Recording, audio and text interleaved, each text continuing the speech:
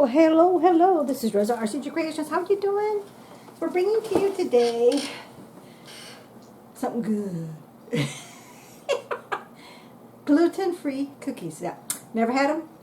I'm new to this gluten-free stuff, but I've done a lot of research and reading, and it's supposed to be gluten-free items are supposed to be good for your joints.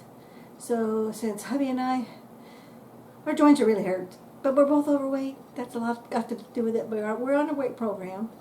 And, you know, if you're my regular subscriber, you know, we do cheat. But we don't cheat too often. But these are for a special meal for a gathering tomorrow night. And I made gluten-free meatloaf, regular mashed potatoes. As far as I know, there's no gluten in mashed potatoes. I looked it up, but I didn't find anything. And we're going to have side dishes of corn and green beans. Those are coming out of a can. And of course, we're going to have a dessert, and I'm bringing all the food. So, it has to be gluten-free, though. That's the whole thing. Everything needs to be gluten-free. Okay, so now let's get started. Now, this recipe, of course, because I don't know what I'm doing. And I went ahead and downloaded, and I found a bunch of them. And I think this was the easiest one that I could come up with. So this is what I'm going with. Everything's on my phone, all the directions and everything. I didn't do a printout because I just ran out of time. So I saved everything. I just copied and pasted the directions onto my Evernote program. So I have it. I made myself a new folder because I may make this again. I don't know. And so my new folder in my Evernote program says gluten-free recipes, food recipes. Okay, so what we're going to end up doing, what's really nice, this is the reason I picked this one, is supposed to be, because you do everything in one bowl. So that's going to be easy cleanup for me. And excuse me, but I'm burning up because I just got to do with the meatloaf. I washed all my dishes. So now I'm ready for the dessert, but I'm burning up. And I would have my fan on, but, you know, I think I'm going to have to turn my fan on. And I hope it's not too noisy, and I apologize if it is, but I am dripping sweat. So bear with me 1 second because I've got to have it on. And stuff, so I'll talk a little bit louder. And of course, the recipe will be in the description box. Oh, that feels so much better. Okay, so it definitely said to do this in this order, in this sequence. So, and with my OCD, that's good for me. Okay, so I've got everything already out. Okay, first we're going to do the melted butter and the brown sugar. Okay, so we're going to go with 3/4 cup of brown sugar. And it's got to be firmly packed. 3/4 cup. I just washed my cups and my measuring spoons from the other meal that I just made on that meatloaf. So I was ready to go for this one. And for those who don't know, firmly packed, basically all it means is you pour it in your measuring cup or spoon, whatever it is that you're using, and you press down on it. That way it all compacts. So this is what firmly packed means. You're pressing down to make sure you get a true, accurate measurement.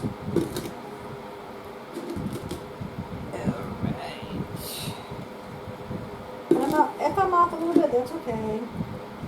Now this brown sugar is my homemade brown sugar. And the reason I'm showing you that is, see that white little speckle there? That's regular sugar that didn't get mixed up. But that's okay, because when we put it in here, it's going to mix up. So, that is a firmly pack. And it won't hurt to have a little extra. It's sugar! Who doesn't like sugar? Okay, so now we're going to mix that up. Oh, I forgot my spoon, but I'll just use my little knife. We're good to go because it says stir that, mix it up. So as you can see, I'm just, whoop, let me get this out of the way. That's my oatmeal. We don't need that in the way. Woo, I almost lost my eggs. That would have been a disaster. Ah, and I did drop my knife in here. This is one good thing. One good reason it's nice to have a wet towel for little messes. And my regular subscribers know I'm a little oinky when it comes to cooking and baking. But I am getting a lot better. I think it's more about I'm being more cautious I'm more aware of what's going on. So you see all that? As far as I'm concerned, I think that's mixed up pretty darn good. Make sure you work with a clean surface, clean tools, because if you mess up like I just did a big old spill here. I have no problem with putting it back in here because I know it's clean. This is a brand new clean washcloth. So I can clean up as I go because this stuff is sticky because it's sugar. Okay, so next we're going to add in 1 large egg. But I'm going to use 2 because these are little. I call these medium eggs. I call them small eggs. So I'm adding 2 of them.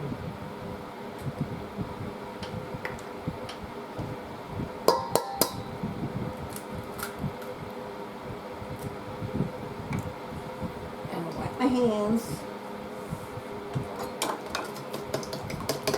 I'm just going to break up my egg yolk. When I'm breaking this up and mixing it, I'm just going to make sure that I'm doing everything in correct order. I didn't copy and paste properly, but I'll have to edit that and fix it. But now I know I need to put my directions right underneath my ingredients. Because it has a bunch of little tidbits and tips and everything, which is the reason why I picked this recipe. Okay. Stir together the melted butter and brown sugar, then add the egg and the vanilla extract. Forgot about that. Vanilla extract.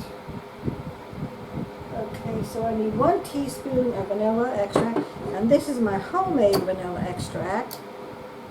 1 teaspoon.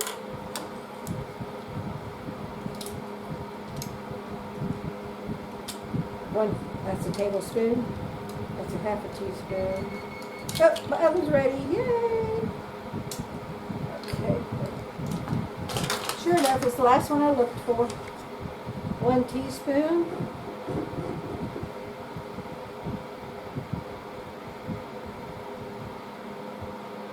And because I love this vanilla, I'm going to add just about half more. Okay. Now I'm going to make sure I close this up before I go any further so I don't spill. Okay, so my egg and my vanilla is mixing it up. Okay, so I'm mixing that up.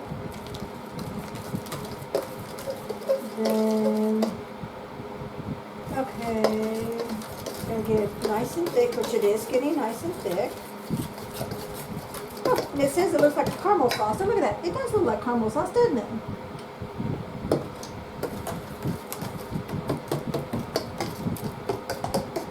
See, it called for brown sugar that didn't get mixed up, and I'm trying to mix that up good. Okay, so now, oops, let me get back over here in my spot. I'm just cleaning off my spoon so I don't have a big mess here on the table. My nose is runny because I was burning up hot and now I'm getting cool from the fan. But I'm finally cool, it's starting to cool down. Next we're going to add the gluten-free flour and the cinnamon, the baking soda, and the salt.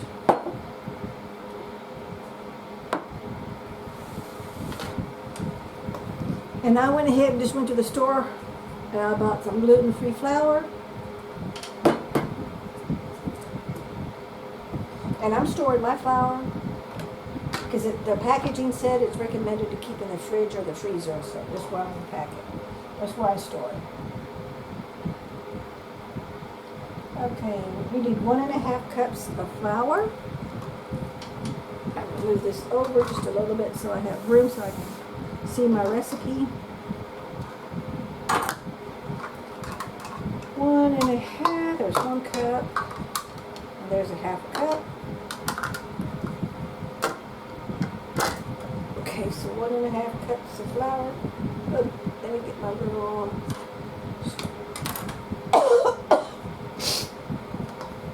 okay, I'm going to use this to scoop it.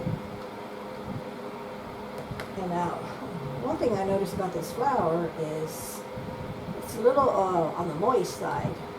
But then when I was doing some reading and research, a lot of them said that's just the way it is. So it's like, oh, okay.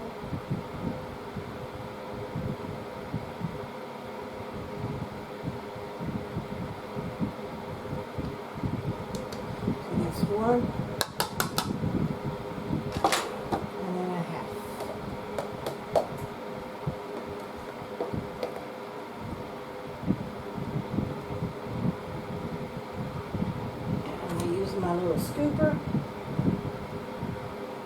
with my leveler. It's called my little lever that came with this. This is my Pampered Chef measuring spoons and cups. Okay, so 1.5 cups of flour. Okay. Scoop that back so I can make more room. Okay, and then 1/2 teaspoon of baking soda. 1/2 teaspoon. See, this was a 1 teaspoon. That was a 1 teaspoon. Here's a 1/2 teaspoon. Close enough for me. And put my lid back on there.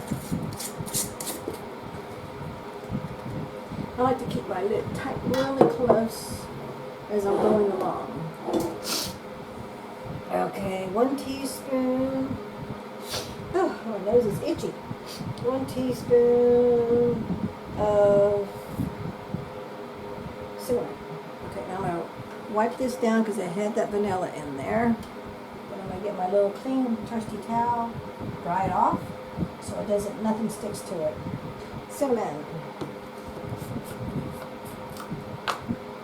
I like it when they give you a big opening so it's easy for you to get close enough to the measurement that you need. Okay, close enough. I'm a little bit off, we're good to go. Because I've made these cookies, oatmeal cookies many times, and a little bit extra here and there, just a tiny little bit extra is okay. This is the only thing that's different now is I'm using gluten-free flour. Okay, so I got my flour, got my cinnamon, got my baking soda, 1/2 teaspoon of salt. And I have coarse salt. I got a video I just did on that. It's not up yet, but I know this is going to come after that. I'll go ahead and put a link on that where you can get your own coarse salt because I bought it because it was on special. You buy one, get one free, and it was a big 1-pounder. And I'm not going to need that much coarse salt. It was really, really, really thick coarse salt. And I just put this in my blender and I made it extra fine. Okay, so we need 1/2 teaspoon. Sitting here talking, I lost my train of thought. 1/2 teaspoon. Okay. There we go. 1/2 teaspoon of salt. And this is regular sea salt. Okay. Salt. So we're going to mix that all up.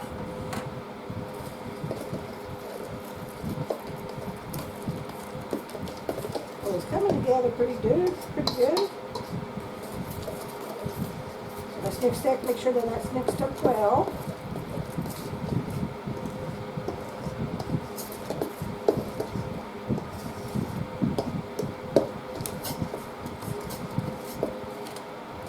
Make sure that that mixture is on all that flour. See that? You can see that. Okay, you can see it. You can see that. You can see that, right? You can see it? I can see it.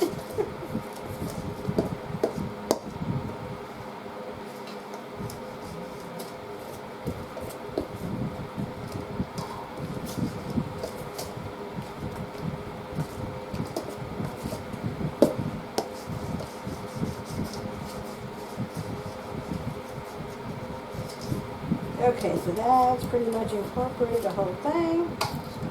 Get back. Now we're going to add the oats. And it's going to ask for 1.5 cups of oats. Old-fashioned oats. And these are the instant oats, which I like to use instant oats when possible when I'm baking cookies because they don't have to take as long.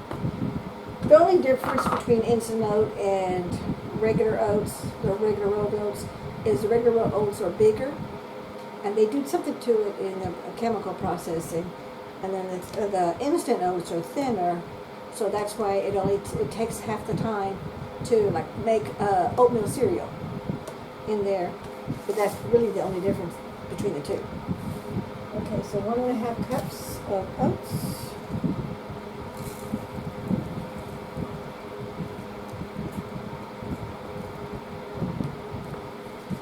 Close enough. 1 cup.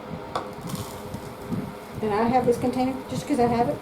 And it works pretty good on my measuring. And it's big enough where I can still hold it. And I'm not making a big, huge mess. I'm a little bit over, but then I was just a little bit shy on that 1/2 cup.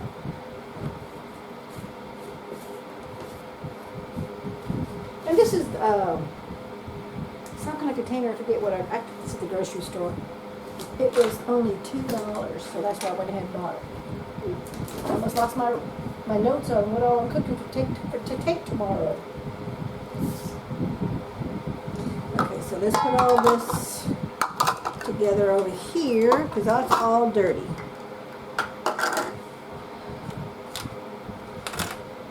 Okay, and let's wipe up our little mess right here. Actually, you know what? I'm doing a lot better. It's not near as bad as I thought it was.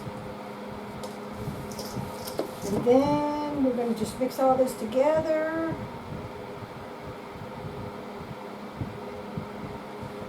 Okay. And you can do this by hand or you can use an electric mixer. I'm doing this by hand because I don't like to over stir my oatmeal cookie recipes, okay?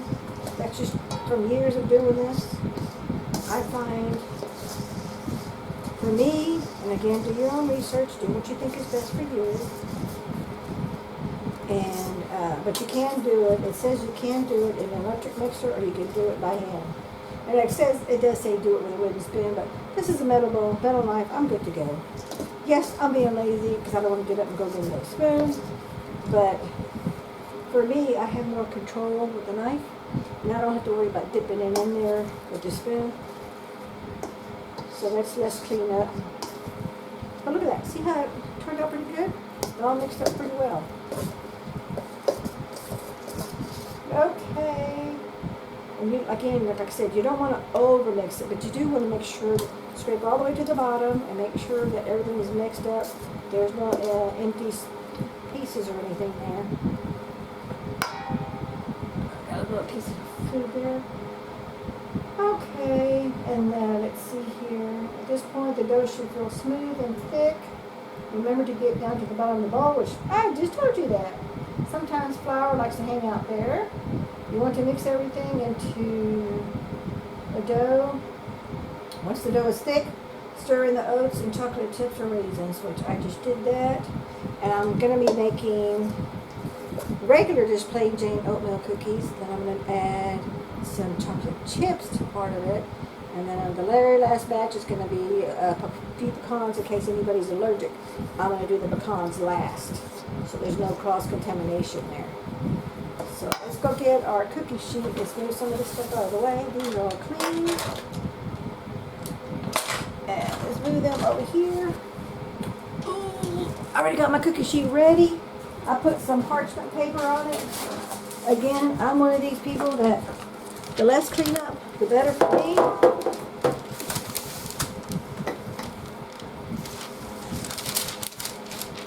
And actually, this is a little long, but we're okay. So I'm going to pull this just a little bit.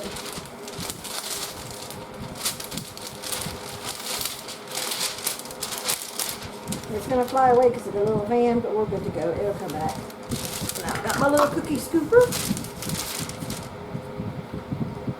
It says it makes 24 cookies. And this is a little bit of a big scooper. Let me move this down just a tad. So I'm going to do just one row of plain. And it says put them 2 inches apart. They don't spread. I don't think it says it doesn't spread a lot. I'm going to tell you right now just so you know.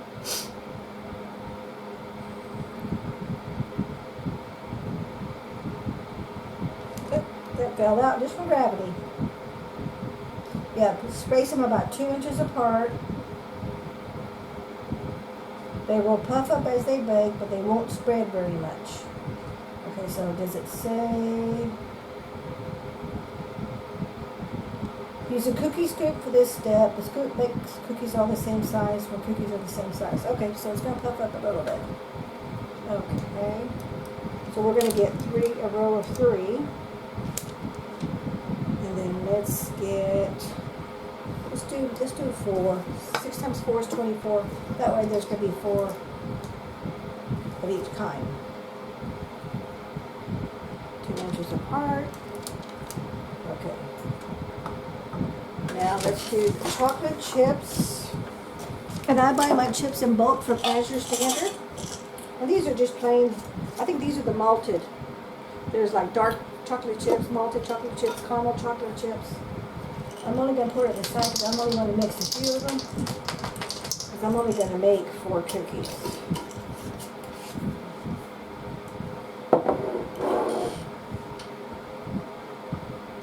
And then let me just take half of the batter and mix it up only half. This is what's good about when you make them with a big bowl. You can do stuff like this and not have to worry about getting another dish dirty. Get that chocolate chip over here on this side.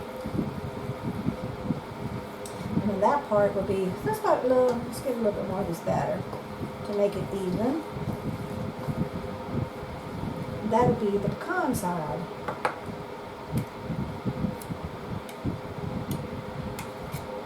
I've learned that when you do stuff like this, it makes it easy to clean up.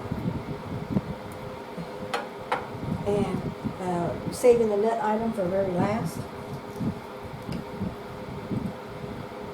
And then you'll be able to see the chocolate chips in there.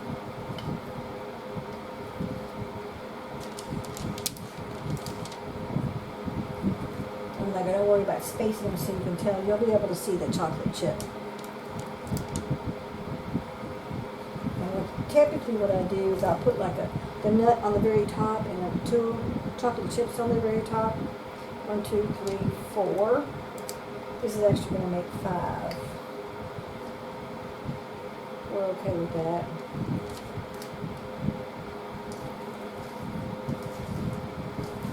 I'm good with that one.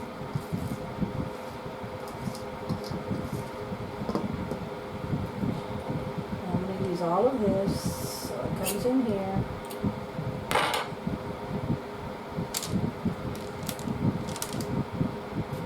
Okay, so no chocolate chips there. Nope, that's just a mix. So here's 1 chocolate chip that's right there.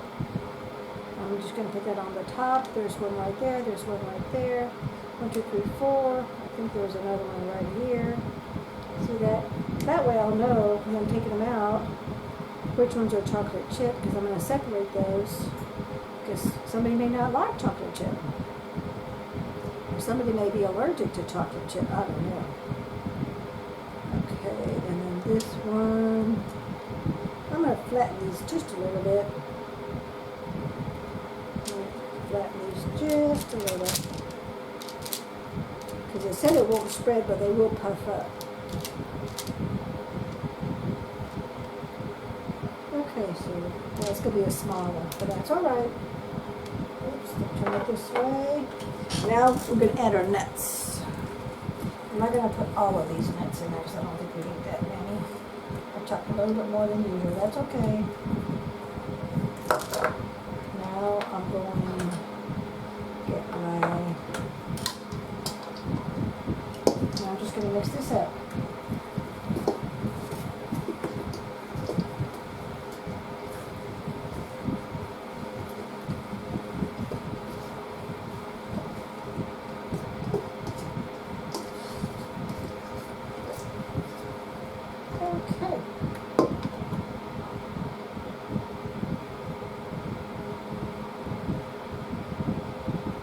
And since they're not going to touch, because it says it doesn't spread, again, like I said, I've never made these before, so we'll see. I'm not really too worried about putting these on the same cookie rack. Even though these are peanut butter. 1, 2, 3, 4, 5, 6, 7, 8, 9, 10, 11, 12. And I'm going to have to go get another cookie rack. So you know what, let me do that. I'm going to get another cookie rack and put all these on that one That way I know these are pecan, so in case anybody's allergic, we don't have to worry about that. So I'll bring you back when we get to that next phase, okay? Okay, we are back. Got my extra cookie sheet. Got my extra parchment paper. Roll this down.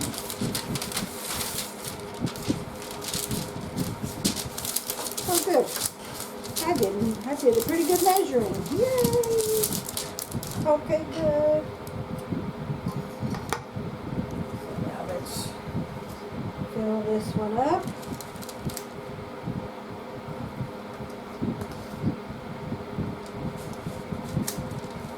So you know what? I forgot to do the taste test. Let's do a little quick taste test.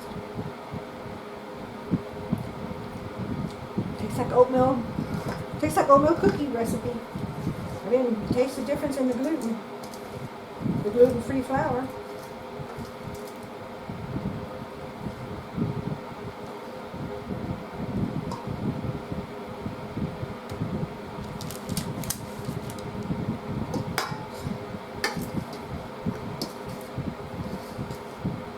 Should be able to get 5 out of here. That was kind of messy, but that's okay. I'm going to fix it. Actually, that's pretty darn good. That's good dough. Raw dough. But good dough. Oops.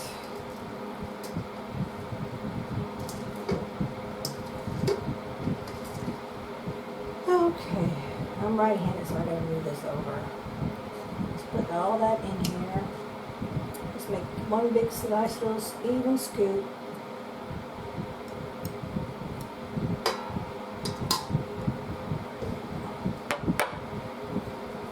Let's just put that right there where I messed up. I dropped it. And I'm all sticky. My hands are all sticky. Okay. So let's I'm trying not to touch it. I'm just going to use my knife. I'm going to flatten it just a little bit. It said it's going to puff up, but it's not going to spread a whole lot.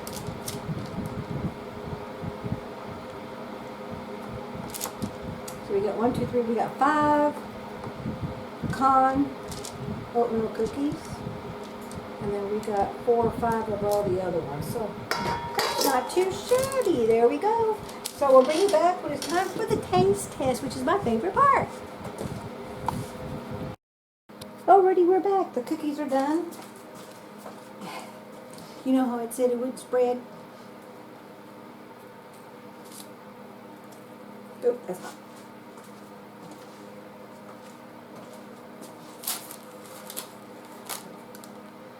It spread. Thank goodness I did give it a full, I'm pretty sure darn good it was 2 inches. And only 3 of them touched each other as it spread. The other ones did not. And here's the extra. These are the ones with the pecans. You can see that. And you can see the impression of where I laid them originally. So that's where they originally laid, and look, they did spread. So it's a good thing. Make sure when you make these that you give yourself the full 2 inches space in between. Now, I don't know, maybe because I pat them down with a knife a little bit to make them just a little bit flatter. Because I personally don't like a big poofy cookie. I like a fluffy but wide cookie, okay? That's just me. So these are the ones with the nuts. We got 1, 2, 3, 4, 5 of those. Chocolate chips, we got 6 of those. And 4 of just a plain Jane. But I'm going to take the little small, oh, this is a little small one right here. And I'm going to bring you up close so you can see. There's the little chocolate chips. You can tell that's the chocolate chip. And they're still a little warm, but they've cooled off. And I went ahead and got my little spatula and moved them up, picked them up a little bit, because you just want it to, you want the edges to be golden brown, and that's how you know when it's ready. Now, I did set my timer for 11 minutes. It said cooking for 12 minutes, so But I got to doing some stuff, and I'm sure they were on there for 13 minutes before I got them out. So let's do the taste test.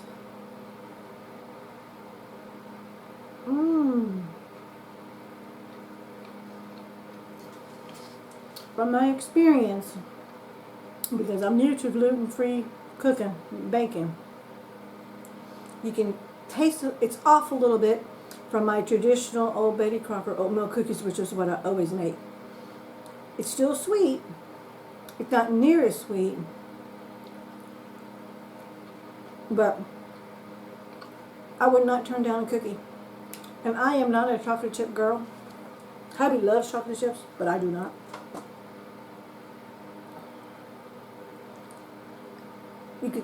I can definitely taste the sugar. I could taste the chocolate chip. I just bit into one.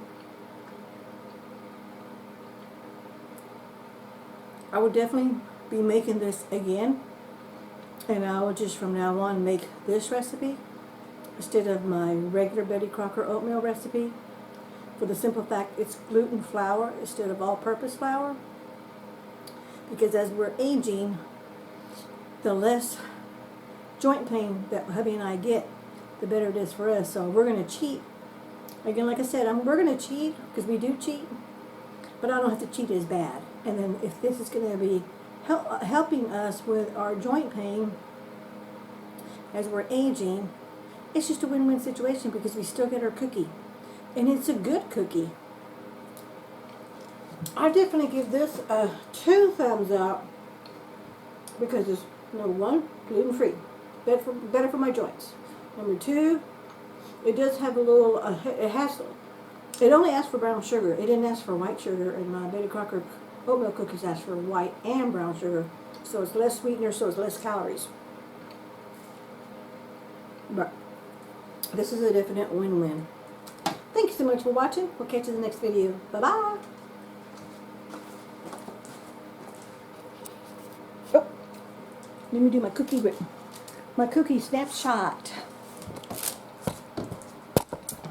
Here I am with my cookies. Thank you.